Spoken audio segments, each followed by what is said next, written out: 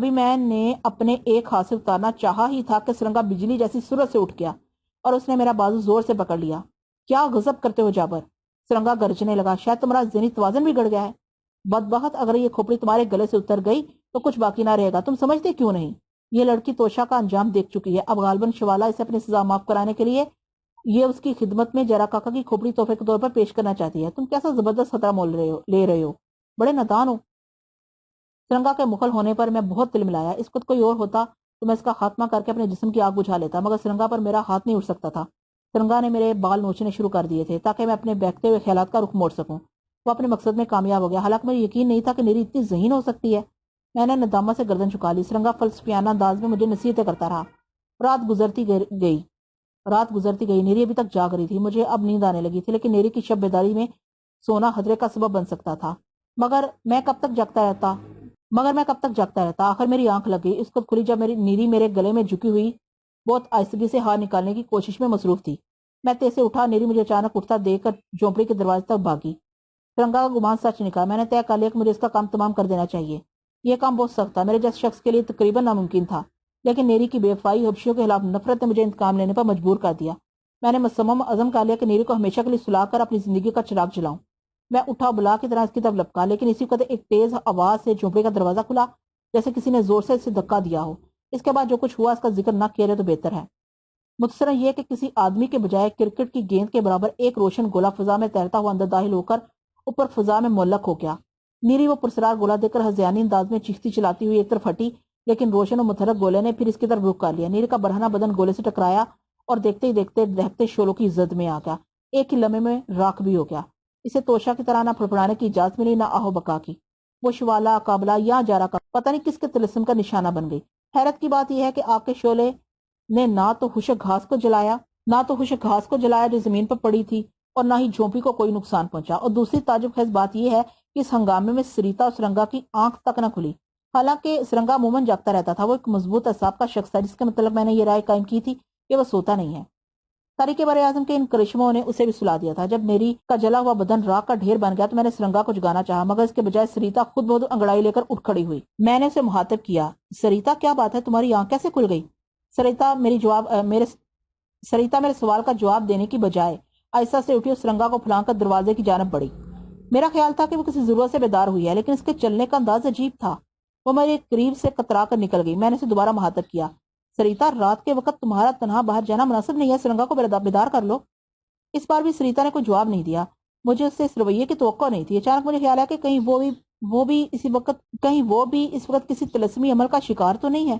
میں نے لپک کر اسے جا لیا. اس کی کلائی پکڑ کر درشت لہجے میں پوچھا، کہاں جا رہی ہو تم؟ میرے خدا! سریتا نے خوفناک نظروں سے مجھے دیکھا. اس کی قہر لدود نظریں میرے جسم میں چبھنے لگی.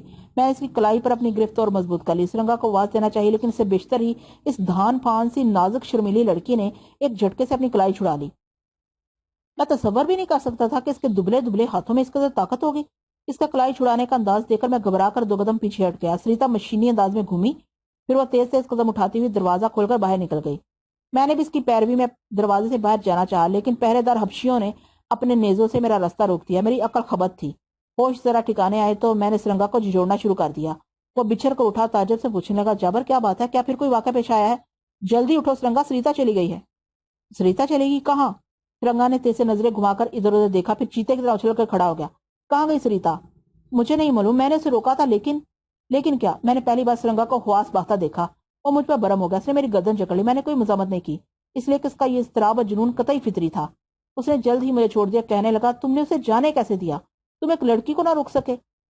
میں نے اسے تحمل کی تلقین کی. ایک ہی سانس میں پوری رات کی خلاقت ہے رودات تفصیل سے سنا دی.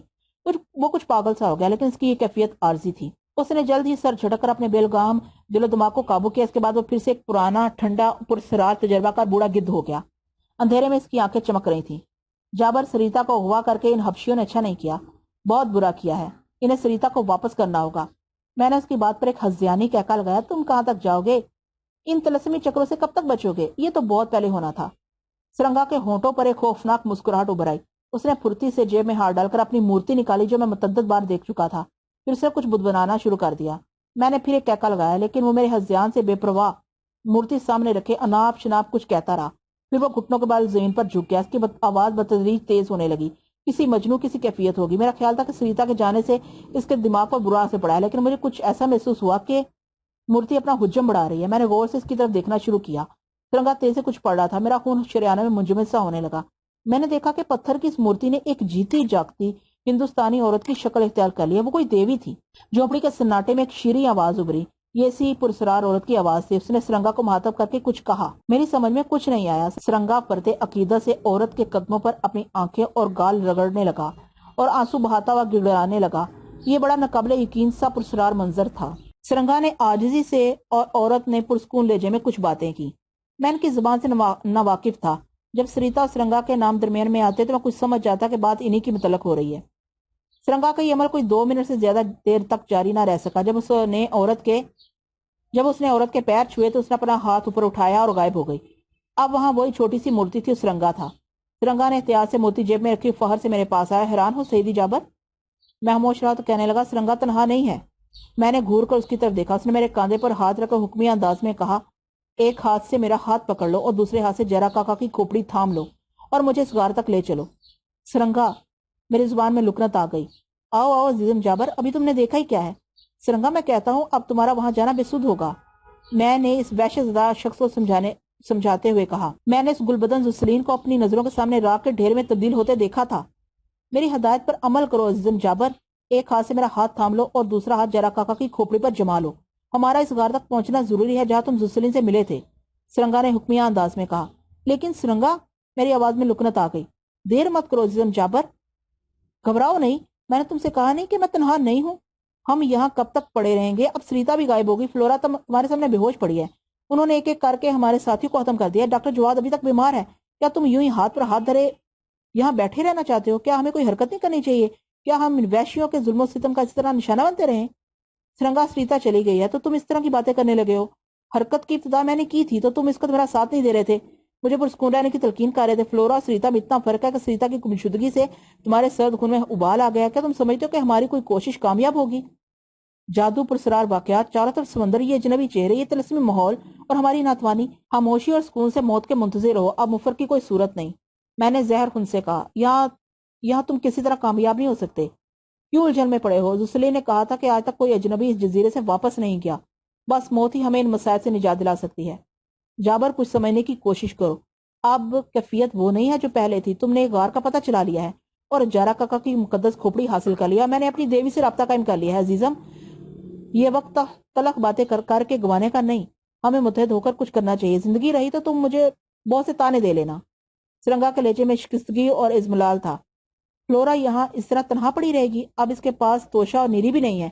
کیا ہمارے سے تنہا چھوڑ کر جانا مناسب رہے گا؟ یہ ظلم ہے سرنگا. میں نے فلورا کی طرف اشارہ کیا جو نیم جا حالت میں تماشا عبرت بنی وہاں پڑی تھی. سامنے نیل کا جلا ہوا ڈھانچہ تھا. اس پرسکون شخص سرنگا کو پہلی بار مشتعل بدحواس دیکھا تھا.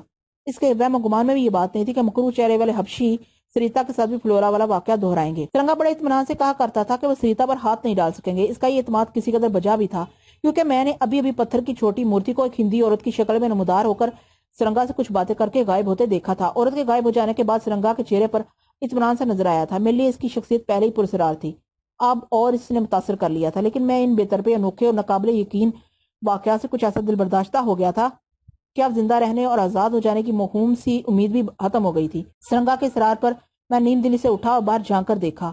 پہرے دار جاگ رہے تھے. میں نے سرنگا کو بتایا کہ اس وقت باہر جانا خطرے سے حال ہی نہیں ہے. اس نے مجھ سے ان کی تعداد پوچھی. وہ 2 تھے. سرنگا نے مجھے دروازے کی آڑ میں کھڑا کر کے ایک دم چیخنا شروع کر دیا. باہر حبشیوں کی آواز ابھری. وہ منا رہے تھے. سرنگا کی کربناک چیخیں سن کر ان میں سے ایک سرنگا کے کرب کی وجہ جاننے کے لیے اندر آیا. اس کا اندر جھانکنا تھا کہ میں نے جھپٹ کے اس کی گردن پوری قوت سے دبوچ لی اور اسے سنبھلنے کا کوئی موقع دیے بغیر پوچھ سے ایک زبردست لات رسید کی. وہ چیختا ہوا زمین پر منہ کے بل ڈھیر ہو گیا. ادھر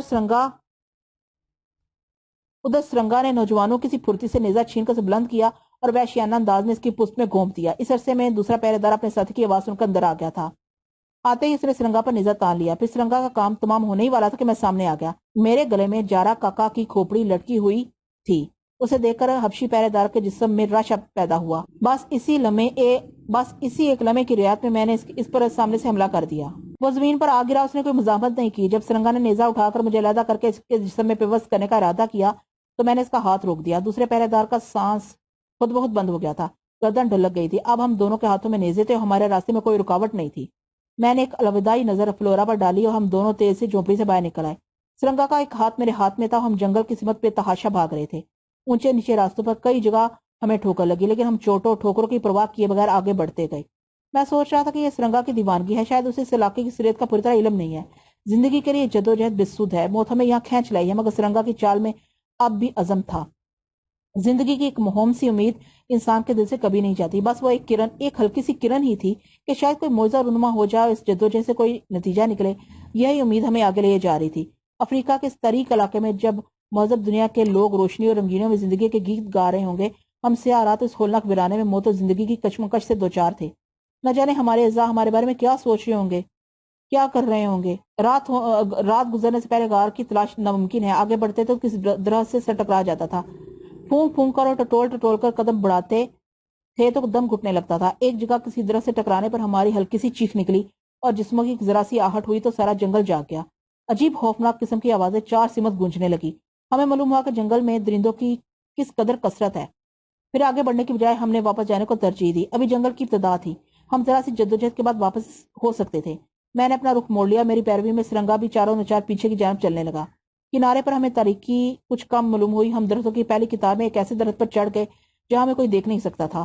رات گزرنے میں ابھی وقت تھا۔ میں اور سرنگا ایک موٹے سے تنے پر گمسم بیٹھے ایک دوسرے کے ہاتھوں میں دبائے اپنی دلی کیفیات اور اضطراب کا آپس میں اظہار کر رہے تھے۔ کوئی 2 گھنٹے تک ہم اسی کیفیت میں بیٹھے رہے۔ کمر درد سے دوہری ہو گئی، کسی پہلو قرار نہیں تھا، چونٹیاں جسم سے چپک گئی تھی۔ ہم دونوں جسم کے مختلف حصوں سے بار بار علیحدہ کر رہے تھے۔ اس جان لیوا مشغلے سے اتنا فائدہ ضرور ہوا کہ ہم پوری طرح بیدار رہے۔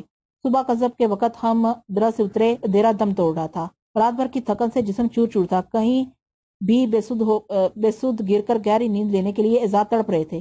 لیکن صبح کے طلوع ہونے کے ساتھ ساتھ سرنگا کا جوش بھی طلوع ہو رہا تھا۔ وہ اب تیز قدم بڑھا رہا تھا۔ اس کی استقامت پر مجھے رشک آتا تھا۔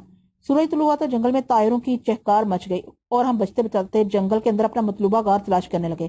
ہر طرف ایک جیسے درخت سر اٹھائے کھڑے تھے، اس لیے سمت کا تعین مشکل ہو گیا تھا۔ بار بار مختلف کھو پنجوں اور درختوں میں ہم گھس کر دیکھتے، وہ غار تلاش بسیار کے بعد بھی ہمیں نظر نہیں آیا۔ اس سے جھنجھلاہٹ اور بڑھ گئی۔ سورج سر پر آ چکا تھا اور اس کی روشنی کہیں کہیں درختوں سے بچ بچا کر ہمارے سر پر پہنچ جاتی تھی۔ ہمیں یہ ڈر تھا کہ جھونپڑی میں ہماری عدم موجودگی کی اطلاع پا کر حبشی ہماری تلاش میں جنگل کی سمت نہ دوڑ پڑے۔ میں نے سرنگا کو مشورہ دیا کہ ہم ایک بار ساحل کی طرف چلیں، شاید وہاں سے غار کی سمت متعین کرنے میں مجھے کوئی مدد ملے۔ ساحل جنگل ختم ہونے کے بعد شروع ہوتا تھا۔ یہ فاصلہ خاصا طویل تھا۔ کوئی اور چارہ نہ دے کر ہم نے سمندر کی طرف کوچ کیا۔ سمندر کو دیکھ کر سرنگا کے چہرے پر عجیب تاثر پیدا ہوا۔ اس نے تمام کام چھوڑ کر اپنا آدھا جسم پانی میں ڈبو دیا اور دیر تک پانی کے اندر دم سادے بیٹھا رہا۔ میں نے بھی اپنے شکستہ لباس کی پرواہ کیے بغیر ساحل کے لہراتے پانی میں چھلانگ لگا دی۔ نہانے سے جسم میں چستی آ گئی اور زندہ رہنے کو دل چاہنے لگا۔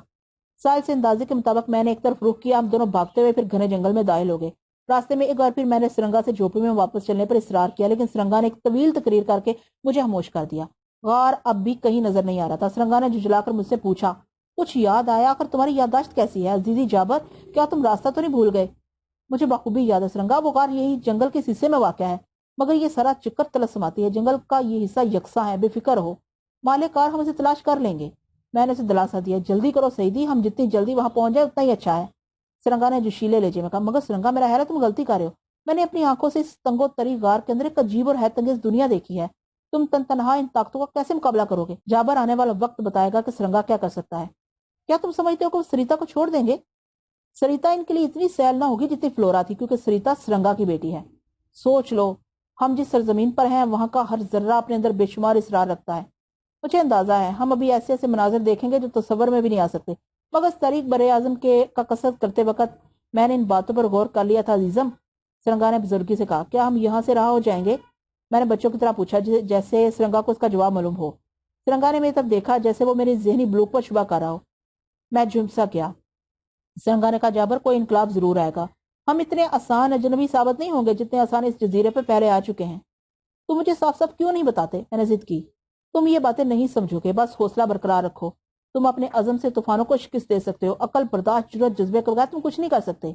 ماورائی قوتوں کے آگے عقل کیا حیثیت رکھتی ہے؟ ماورائی قوتوں کے استعمال کے لیے بھی عقل کی ضرورت پڑتی ہے۔ ہم پہلے نہیں حاصل کریں گے۔ جاراکاکا کی کھوپڑی کی حفاظت، اس کا صحیح استعمال عقل ہے۔ مغرب کی جانب سمندر کی بچھی ہوئی موجوں کا شور ابھی تک ہمیں سنائی دے رہا تھا۔ میں بھی غار کی تلاش میں ادھر ادھر گھوم رہا تھا کہ عجیب و غریب آوازوں کا ایک شور و برا فوراً معدوم ہو گیا۔ ایسا معلوم ہوتا تھا جیسے لاتعداد بدروہیں چیختی چنگاڑتی جزیرہ توری پر یلغار کرتی ہوئی گزر گئی ہوں۔ یہ شور کیسا تھا؟ میں نے سرنگا کو ہکلاتے ہوئے مخاطب کیا۔ غار تلاش کرو، جلدی کرو جابر، سرنگا چیخا۔ کالی طاقتیں ہمارے گرد گھیرا ڈال رہی ہیں۔ عقل کیا کہتی ہے؟ میں نے طنز کیا۔ عقل تم جیسے کوڑ مغز پر ماتم کار ہے جو ایک اہم غار کا رستہ بھول گیا۔ سرنگا نے مذاق اڑاتے ہوئے کہا۔ آوازوں کے شور اور سرنگا کی بوکھلاہٹ نے مجھے گڑبڑا دیا تھا۔ اب بچاؤ کا ایک ہی راستہ تھا کہ میں غار تلاش کر لیتا جو پہلے بھی میرے لیے بہترین پناہ گاہ ثابت ہوا تھا۔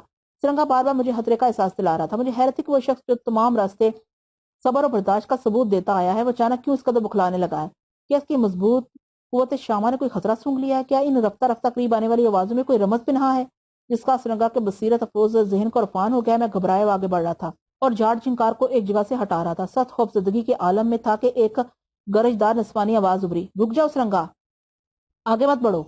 میں دہشت سے اچھل پڑا اور پلٹ کر سرنگا پر نگاہ ڈالی۔ وہ میری جانب بڑھا تھا۔ اس سحرکار آواز کا پیغام ایک بار پھر سنائی دیا۔ اس کے ساتھ ہی سرنگا کے بڑھتے ہوئے قدم رک گئے۔ میرے لیے مفر کا کوئی رستہ نہیں تھا۔ میں نے سرنگا کو رکتے دیکھا تو تیز سے لپک کر اس کے قریب گیا اور کپکپاتی ہوئی آواز میں کہا، سرنگا یہ کیسی آواز تھی؟ یہ شور کیسا ہے؟ میرا مشورہ مانو تو بھاگ چلیں، مگر اب تو مفر کی بھی کوئی صورت نہیں ہے۔ میں نہ کہتا تھا کہ یہ خطرہ مولے کا تو موت کو قریب کرے۔ اب بتاؤ ہم کیا کریں؟ یہ خطرہ ہمیں گھیرے میں لے چکا ہے۔ سرنگا نے کوئی جواب نہیں دیا۔ اس کے جسم اور زبان میں ایک معمولی سی جنبش بھی نہیں ہوئی۔ مجھے خیال ہوا کہ ممکن ہے خوف کی شدت نے سرنگا پر سکتے کی کیفیت طاری کر دی ہو۔ میں نے اس کا بازو تھام کر اسے ہوشیار کرنے کی کوشش کی، مگر وہ بازو کسی انسان کا نہیں تھا۔ مجھ پر حیرتیں چھا گئی۔ وہ بازو کسی انسان کا نہیں ہو سکتا تھا، وہ تو پتھر تھا۔ اپنے شبے کی تصدیق کی خاطر میں نے سرنگا کے جسم کے دوسرے حصے بھی چھو کر دیکھے۔ وہ چشم زن میں سرتبا پتھر کے ٹھوس مجسمے کی صورت میں تبدیل ہو چکا تھا۔ میرے خدا کس قدر دہشت ناک تھا وہ لمحہ۔ میرا دل ڈوبنے لگا۔ وقت کی رفتار جیسے تھم سی گئی تھی۔ میں حیران نگاہوں سے اسے دیکھتا رہا اور پھر مجھ میں کھڑے ہونے کی طاقت بھی نہ رہی۔ نہ جانے کتنے لمحات دبے قدموں یوں گزر گئے مجھے احساس تک نہ ہوا۔ پھر میں اس کا چونکا جب قریب ہی کہیں سے حبشیوں کا شور بلند ہوا۔ موت میرا تعاقب کرتی ہوئی جنگل کے سیسے تک آ گئی تھی۔ موت میرے ساتھ آنکھ میں چولی کھیل رہی تھی۔ میں اس طرح چونکا جیسے سوتے میں کسی نے کوئی نوکدار چیز میرے جسم میں چبو دی ہو۔ پھر موت کو شکست دینے اور زندگی برقرار رکھنے کی خواہش نے میرے منجمد خون کو دوبارہ حدت بخشی۔ میں آنے والی آوازوں کی مہلک سمت میں دوڑنے لگا۔ خاردار جھاڑیاں شکستہ کپڑوں سے الجھ کر انہیں اور تار تار کیے دے رہی تھی، مگر زندگی ان خراشوں سے زیادہ قیمتی تھی۔ میں کسی غیبی مدد کی امید میں دوڑتا رہا، کبھی کسی جھاڑی میں الجھ کے گرتا، کبھی کسی تناور درخت سے ٹکرا کر کراہتا ہوا اٹھتا۔ حبشیوں کی رفتار مجھ سے تیز تھی۔ میرا سانس رکنے لگا، لیکن میں نے جدوجہد جاری رکھی۔ قدرت کو میری حالت پر شاید رحم آ گیا۔ بھاگتے بھاگتے میں کسی پتھر سے ٹکرایا، پھر کسی غار میں اوندھی منہ گر کر نشیب کی طرف لڑکتا چلا گیا۔ باگوش چیکولارا بھی تلاش کرو، وہ یہیں کہیں رپوش ہوگا۔ یہ تعقب کرنے والے حبشیوں کے آخری الفاظ تھے جو میرے ذہن میں محفوظ رہے۔ پھر مجھے کچھ سننے اور یاد رکھنے کا یارہ نہ رہا۔ چہرے پر نمی محسوس ہوئی تو میں کچھ سوچنے کے قابل ہوا۔ غار میں مکمل تاریکی تھی۔ ایک نظر اطراف میں گھما لینے کے بعد مجھے اندازہ ہوا کہ یہ وہ غار نہیں جہاں میں پہلے آیا تھا، یہ کوئی اور غار تھا۔ دیکھیے اب قسمت کہاں لے آئی ہے، یہ سوچ کر میں اٹھا۔ غار میں کسی سوراخ سے پانی گرنے کی آواز آ رہی تھی۔ اندر کوئی جھرنا تھا جس سے زمین بھیگ گئی تھی۔ میں نے اپنے شکستہ درماندہ اعصاب سمیٹے، ابھی زمین سے اٹھا ہی تاکہ مجھے اپنے سامنے اندھیرے میں دو چمکتی ہوئی آنکھیں نظر آئیں، جیسے اندھیرے میں کسی خوخار بلی کی آنکھیں چمکتی ہیں۔ کسی درندے کا خیال کر کے میں لرز گیا۔ میرے منہ سے بے ساختہ ایک چیخ نکل گئی اور یک بارگی میں نے اپنی آنکھیں بند کر لیں۔ جب دوبارہ آنکھیں کھولی تو وہ دہکتی ہوئی آنکھیں میرے مقابل تھیں۔ وہ کسی درندے کی آنکھیں نہیں تھیں، کوئی شخص میرے سامنے کھڑا تھا۔ مدد مدد، مجھے پناہ دو، وہ لوگ میرے تعاقب میں ہیں، میں نے ٹوٹی پھوٹی افریقی زبان میں کہا۔ حالانکہ اس علاقے کے کسی باشندے سے مدد اور پناہ کی امید رکھنا ابز تھا، لیکن باختیار یہ الفاظ میرے منہ سے نکل گئے۔ میری چیخو پکار سے ان چمکدار آنکھوں میں جنبش ہوئی۔ وہ میرے قریب آئی اور میں دہشت سے پیچھے ہٹ گیا۔ غار کی کھردری دیوار سے چپک گیا۔ اچانک مجھے اپنے ہاتھ پر ایک تنومند ہاتھ کا دباؤ محسوس ہوا۔ میرے ساتھ آؤ۔ وہ بھاری بھرکم لہجے والا کوئی انسان تھا جو افریقی زبان میں مجھ سے مخاطب تھا۔ اگر میں اس سے پہلے کسی غار میں آباد ایک نئی دنیا کا کرشمہ نہ دیکھ چکا ہوتا اور حسین ذوالسلیم سے میری ملاقات نہ ہو چکی ہوتی تو ممکن تھا یہ آواز سن کر خوف و دہشت سے میری حرکتیں قلب بند ہو جاتی۔ لیکن یہ کوئی عام طرز کا علاقہ نہیں تھا، یہ جزیرہ توری تھا جہاں کسی وقت کچھ بھی ہو سکتا تھا۔ اس نے بڑھ کر میرا ہاتھ پکڑ لیا۔ میرے ساتھ آؤ، اس نے دوبارہ اسی پروکار انداز میں حکم دیا۔ میں اس کے اشارے پر اس کا ہاتھ پکڑے مزید کوئی سوال کیے بغیر غار کے اندر چلنے لگا۔ تھوڑی دور جا کر غار کشادہ ہو گیا اور بلا کی تاریکی چھٹ گئی جو ابتدا میں تھی۔ اس کی وجہ غالباً یہ ہو کہ میری آنکھیں اتنی دیر میں اندھیرے سے مانوس ہو گئی ہوں۔ میں نے آنکھیں پھاڑ پھاڑ کر اس شخص کو دیکھنے کی کوشش کی۔ اب بھی مجھے ایسا معلوم ہوتا تھا جیسے دو آنکھیں اور ایک ہاتھ میرے ساتھ چل رہا ہو۔ وہ کوئی بہت ہی سیاہ بدن شخص تھا جس کا جسم طریقے سے مشابہ تھا۔